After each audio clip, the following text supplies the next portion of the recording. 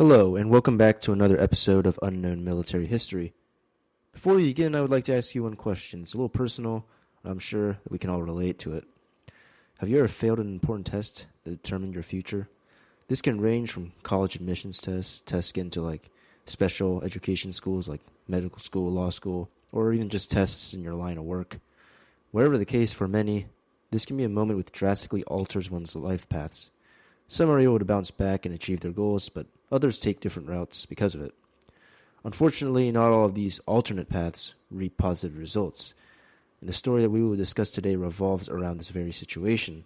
Ladies and gentlemen, boys and girls, there are many, and I mean many, crazy and absurd stories throughout history, but in my humble opinion, this story is by a long shot one of the most wacky things you'll probably ever come across.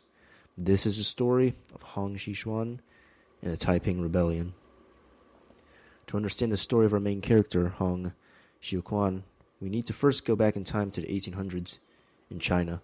China had been ruled for the past several centuries by the Manchu Qing Dynasty, originally stemming from the region of Manchuria. As various groups of nomadic Jurchen peoples, they would unite under one banner in the early 1600s and invade the weak Ming Dynasty. The transition from Ming to Qing was bloody and lasted many years. But by 1662, the Ming had been effectively wiped out by the upstart Qing Dynasty, which would prosper as the most powerful empire in the world for many years. China's emperors were seen as the son of heaven, the embodiment of God on earth.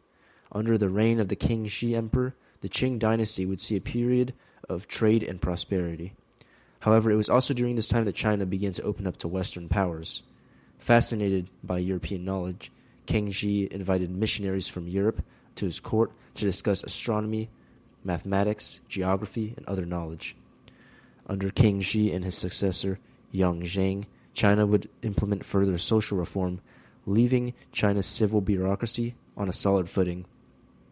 Under the later reign of the Qianlong Emperor, the Qing Dynasty would reach their territorial height in the aftermath of the Ten Great Campaign against the Dzungar Mongols. Despite these achievements of the Qing Dynasty early on, however, there were underlying problems both inside and outside of the empire. Despite their claim to the mandate of heaven, the Qing were ethnically Manchu, or Manchurian. The rest of China had been ruled by mostly native dynasties before. The Han, as they were called, did not always recognize the Manchu fully, while the Manchu lived segregated from the Han. Intermarriage between the native Han and foreign Manchu were also prohibited. In 1757, the Qianlong Emperor issued an imperial edict which confined all foreign trade to the port of Canton. The Canton system, as it would be called, highly regulated trade into China. This caused many merchants, particularly from Britain, to be forced to pay ever-increasing amounts for Chinese goods. In 1793, a large British delegation under George Macartney arrived in China with hundreds of crates of gifts. Their hope was to renegotiate trading rights. However, the Qianlong Emperor refused, stating, quote, "There is nothing we lack, nor do we need any more of your country's manufactures," in a message to King George III of Britain. This created a problem. Tea was heavily taxed in Britain due to the fact that it was drunk by traded Chinese goods like ceramics. The British East India Company, which had a monopoly over its imports to Britain, found itself having to pay for tea in silver since the Chinese would not trade with them. When the company sought to downgrade this problem by promoting the opium trade in China, causing widespread drug addiction, war would start when China banned the drug. Between 1839 and 1842, China would be humiliated by Britain in what was known as the First Opium War. The conflict would destroy China's restrictive Canton system, give Britain a base in Hong Kong and access to 5 treaty ports. Worse, however, it revealed that the Qing Dynasty was fundamentally weak and unmodernized. In the aftermath of the disastrous Opium War, the Qing would face several open rebellions, such as from the White Lotus Coat in 1796 to 1804. In addition, famines, natural disasters, and economic instability would lead many in China to question the dynasty's backing from heaven. Banditry became common while militias and warlord groups battled it out, unregulated by the weak dynasty. It is into these turbulent times that we find our main character, Hong Xiuquan. Born as the third and youngest son of a Hakka or Southern Han family, Hong showed an interest in scholarship and learning. from a young age. Due to this, his well-to-do family helped to pay for his formal education in order to help him one day pass the civil service exams. Now, in Imperial China, the civil service exams were the most important tests for those who wished to become bureaucrats. Bureaucrats in Imperial China were chosen by merit rather than by birth, and this practice of using civil service exams had been around since the days of the ancient Qing Dynasty. These exams covered things from Chinese classics, Confucianism, writing, literary style, and other things which a Chinese bureaucrat would need to know. By the age of 5, Hong began studying at a primary school in his village, and after 6 years he was able to recite the 4 books, which were important works at the core of Chinese classics composed by Confucius and his disciples. After placing first at a local civil service exam, he traveled to the nearby city of Guangzhou to take the official imperial examinations. However, he was unsuccessful and had to return to farm work for a year. After this, he went with a schoolmate for a year of study and became a village school teacher when he returned. By 1836, Hong returned to Guangzhou to retake the civil service exams. He was now 22 years old, and while in the city, Hong heard about a missionary named Edwin Stevens, an American Protestant who preached in China. Receiving pamphlets titled Good Words for Exhorting the Age, which had excerpts from the Bible along with teachings, Hong looked over these pamphlets briefly. Later, he failed the imperial exams once again for the second time. Keep in mind that these exams had a pass rate of less than 1%. However, failure to pass this exam meant that one could not become a bureaucrat, which is what Hong was determined to do. However, when he retook the exams again for a third time in 1837, he failed yet again. This third failure to pass the exams would mark a dark chapter and turning point in the life of Hong Xiuquan. He had a nervous breakdown after this, becoming delirious for days to the point that his own family was worried for his life. It was around this time that Hong supposedly had a dream in which he visited heaven, discovering that he had a celestial family separate from his actual family. His supposed heavenly father wore a black dragon robe and told Hong that humans were worshipping demons. Hong was presented with a sword and a golden seal in the dream, which was meant to stop the demons from infesting heaven. Hong would also meet an elder brother in this dream, who commanded him to fight off the demons. And in the dream, Hong, alongside his spiritual father and brother, led an army and defeated the demons. Later in the dream, Hong would see Confucius being punished in hell for leading the Chinese people astray. After waking from his dream, it was noted that Hong became more careful, friendly, and open. Some even said he became physically bigger and taller, though that's probably just a tall tale. And Hong would stop studying for the imperial exams for a time and work as a teacher. But in 1843, Hong retook and failed the exam again for the 4th time. And in the aftermath of this, Hong examined the Christian pamphlets that he had gotten from Guangzhou 7 years ago. And after reading it, Hong came to the conclusion that his visions were a sign. The father in his dream was God the Father, while his elder brother was Jesus Christ. And he came to interpret that he had been directed by God the Father and Jesus to rid the world of demon worship. And this would also lead him to conclude that he was the literal son of God and younger brother of Jesus Christ. In the aftermath of this revelation, Hong began destroying idols while preaching his interpretation of Christianity to the local populace. He and his cousin, who joined his early movement, would forge swords, calling them demon-slaying swords. And thus began a period of time in Hong's life where he would burn all Confucian and Buddhist books and statues in his house while continuing to preach to the locals about his visions. And many of his first converts about his new movement were none other than his own relatives, whom had also been bitter about failing their civil service exams, such as Feng Yunshan and Hong Rengan, who would play leadership roles in the years to come under Hong's new movement. In 1847, Hong Xiuquan embarked on a transformative journey after being introduced to Christianity by the Reverend Issachar Jacques Roberts in Guangzhou. Despite challenges, including a failed baptism attempt, Hong embraced Protestantism and sought out Feng Yunshan, who had founded the Society of God Worshippers. Hong and Feng united, but subsequent leadership disputes led to also the emergence of 2 new leaders, Yang Xiuqing and Xiao Chaoji, who claimed divine trance abilities. Yang would also be remembered in time as the commander-in-chief of the Taiping Rebellion, while Xiao would become known as a guy who served as the mouthpiece for Jesus Christ. When Hong and Feng returned, they validated Yang and Xiao's spiritual claims, reshaping the movement. Hong, influenced by Baptist tent revivals and texts like Liang Fa's Good Words to Admonish the Age, developed a unique theology. He translated the Bible, emphasizing communal livings and moral teachings, while adapting the text to suit his beliefs. Back in Guangxi, Hong found a growing amidst the regional instability. Tensions with local authorities and ethnic conflicts escalated, pushing Hong towards rebellion. These dynamics set the stage for the Taiping Rebellion, a pivotal chapter where Hong's vision and teachings would challenge the Qing Dynasty's rule. By the year 1850, Hong and his disciples gathered between 10,000 to 30,000 followers. When regional authorities sent a force to contain the peace and prevent an imminent uprising, the imperial troops were routed by the Taiping rebels, and the imperial magistrate sent to stop them was killed. Not long after, in the 12th lunar year, an imperial army of around 20,000 to 30,000 troops was sent to surround Hong Xiuquan's residences to eliminate the rebels. However, Hong was saved by reinforcements sent by Yang, the commander, and they were able to make it out.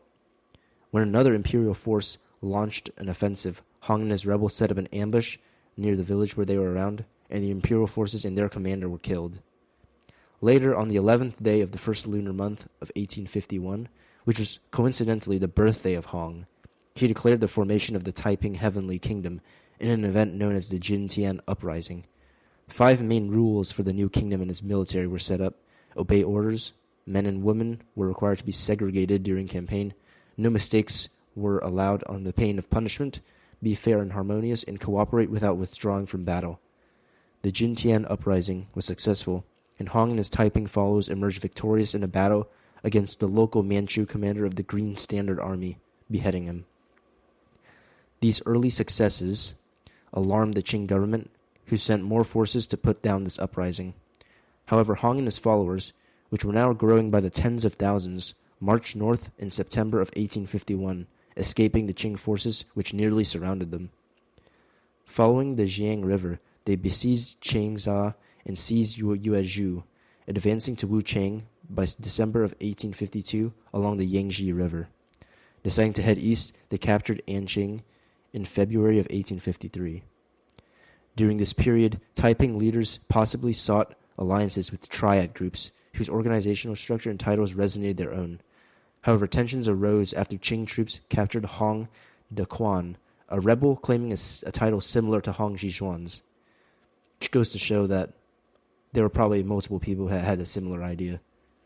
Despite initial connections, the capture of Nanjing in 1853 strained the relations between the Taipings and the triads, marking a pivotal shift in their alliance dynamics, as Hong Xiuquan managed to win a power struggle against them. In the March of 1853, the Taipings achieved a monumental victory by capturing Nanjing, renaming it Tianjing, the heavenly capital of their kingdom. They enacted brutal reprisals against the Manchu population, reflecting their view of the Manchus as demonic oppressors. Following this triumph, the Taipings launched ambitious military campaigns. Their northern expedition faltered, but the western campaign met some success, albeit limited. Internal strife, however, brewed as Hong Xiuquan withdrew into a life of luxury and religious proclamations, clashing with none other than his right-hand man Yang Xiuqing, the Taiping general, over policy and authority. The tension would culminate in what was be known as the Tianjing Incident of 1856, where Yang and his supporters were massacred on Hong's orders. Amidst these power struggles, Shi Dakai emerged as a prominent figure, but later clashed with Wei Jiangju and Qin Rigang, resulting in further bloodshed. Shi Dakai eventually took control of the Taiping armies, but eventually departed Tianjing due to fears of his life. With Hong in seclusion and Yang eliminated, the remaining Taiping leaders sought broader support and alliances, including with European powers, though these efforts largely failed. European nations opted for neutrality, while their military advisors aided the Qing forces. Internally, the Taiping Rebellion faced resistance from traditionalists and upper-class factions opposed to their radical ideologies and social policies. The Jiang army under Zhang Gufan emerged as a formidable opponent, gradually pushing back the Taiping advances in western China, reclaiming territories like Hubei and Jiangxi provinces by late 1856. In 1859, Hong Rengan joined the Taipings, advocated for expansive territorial ambitions. By the May of 1860, Taiping forces triumphed over the Qing imperial troops besieging Nanjing, clearing the path for successful invasions into Jiangsu and Xinjiang provinces. They captured key cities such as Hangzhou, Changzhou, and Suzhou, while Zhang's forces countered their movements along the Yangtze River. In June 1861, as the rebellion reached its apex, the Taiping set their sights on Shanghai, a burgeoning center of trade and foreign influence. Their forces, however, faced staunch resistance from a coalition of Qing troops and Western mercenaries under Frederick Townsend Ward. This ragtag group, initially known as the Ever-Victorious Army, soon evolved into a disciplined fighting force under the leadership of Charles George Gordon, earning renown for their tenacity and battlefield prowess. As the Ever-Victorious Army repelled successive Taiping assaults on Shanghai, their influence extended beyond defense. They supported Qing forces in reclaiming strategic cities like Ningbo and bolstered efforts to retake Taiping strongholds along the Yangtze River. Their successes marked a critical turning point in the broader Qing campaign against the rebellion. Meanwhile, in other theaters of the conflict, Qing forces led by figures like Zhang Gufan, Zhou Zongtang, and Li Hongzhang embarked on a systematic reconquest. Zhang Gufan, in particular, revitalized Qing strategy by adopting unconventional tactics drawn from earlier Qing Dynasty military principles, which relied heavily on local militias that were trained and paid by his forces. By the early 1864, Qing control over the vast swathes of territory had been reestablished, signaling a gradual but decisive shift in the tide of the rebellion. In May 1862, the Qing forces besieged Nanjing, the Taiping capital, or Tianjin as it would be called by the Taipings. Despite Hong Xiuquan's declaration that divine intervention would protect the city, the siege dragged on amid dwindling supplies and internal strife. As the siege continued, Hong demanded his subjects to eat manna, which he believed would give them divine strength. Going outside to the grounds of his palace, Hong gathered weeds, which he ate. However, he suddenly fell ill after this and died on June 1st, 1862. While some people believe that this was suicide, others say that Hong actually thought that eating the plants would have saved him. Ironically, it killed him in the bigger picture, the rebellion. Within weeks, Nanjing, or Tianjin, fell to the Qing in a brutal street-by-street battle, culminating in a grim act of symbolic retribution as Qing forces desecrated Hong Xiuquan's remains by beheading it and burning its ashes before blasting them out of a cannon to ensure his remains would not have a resting place. In the aftermath of Nanjing's fall, the remnants of the Taiping Heavenly Kingdom scattered. Hong Xiuquan's son, Hong Tiangifu, briefly assumed leadership but lacked the experience and authority to sustain resistance. By October of 1864, Tiangifu was captured, and pockets of loyalist resistance in southern China were gradually suppressed over the following years. The last major confrontation occurred in January 1866, when Wang Haiyang, one of the final Taiping commanders, was defeated in Guangdong. Despite this, the Taiping Rebellion's remnants persisted in pockets across southern China, where hundreds of thousands of troops continued to resist Qing rule. It wasn't until August 1871 that the last significant Taiping force, led by Li Fuzhong, was finally defeated by Qing troops in the border regions of Hunan, Guizhou, and Guangxi. The aftermath of the Taiping Rebellion also spilled into neighboring Vietnam, where Taiping leaders sought refuge and influence.